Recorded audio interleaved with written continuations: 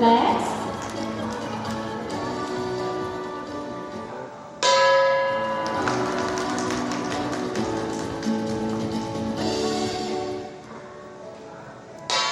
Alright, thank you very much. Ti panang pati tigong, ti highlight ti panang rambak ti probinsya nga Abra, iti may katalupulok ket siyam a Cordillera Month. Simbolo dayto iti panagtagin na kayong tinaba ng tradisyon, ken panagkaykaysa dagiti umili, ken ti aweng ti gansa, ti mangirepresenta iti espiritu ti Cordillera.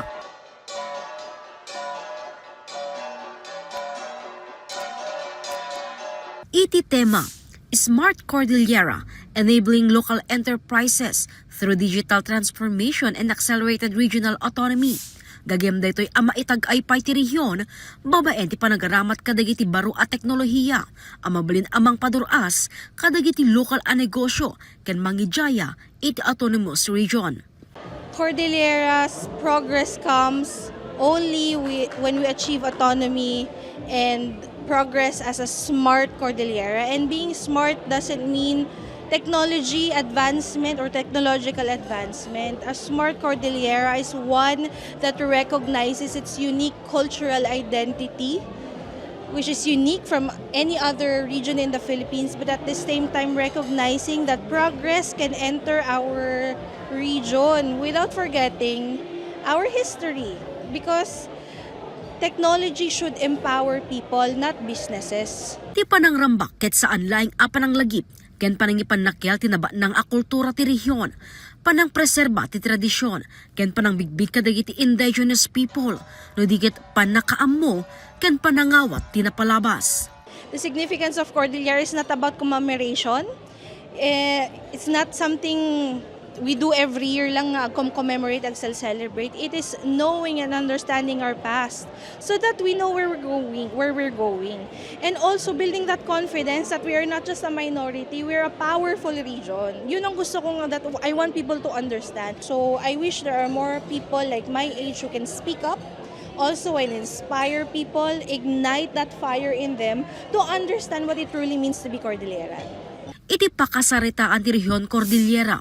July 15, 1987, na-establisar ti rehiyon babaen et Executive Order No. 220 a pinirmaan ni dati a President Cory Aquino. Nabukel ti rehiyon tapno pagmaymaysaan nagiti innem a probinsya ken ti syudad ti Baguio para ti posible a panang pataod iti autonomous region. Naminduan adaras ani Yuswa ti plebisito seknan iti Cordillera Autonomy ngem agpada dagitoy a napaay. Kailangan talaga natin na suportahan ang autonomy agenda natin. IEC is very important in the education of especially our grassroots sectors, kasi sila yung they will be the ones who will benefit from the autonomy, not the government officials, not the people here, but more on those people in the remote areas. So dapat isudat mo na makaammo nun niya ito autonomiya. They should know the history of Cordillera. So yun, I think that's where we lack. Paset ti programa ti fashion show Abida dagiti Abel, tingyan ken indigenous dance ang mangipakita as ibibiyag ti kultura ken tradisyon ti Abra. Patsyen ti gobyerno probinsyal, ababayan iti panagkaykay sa dagiti Abreños, mangitunda daytoy tinapintas ang masakbayan. That being a Cordilleran is more than sharing a common history. It is more than carrying a common history. It is about carrying forward a legacy of resilience, unity, and service. Ipanagkaykaysa tayo, ikang runaan, apigsa tayo. Our unity has always been our greatest strength, and it will continue to guide us towards a brighter future.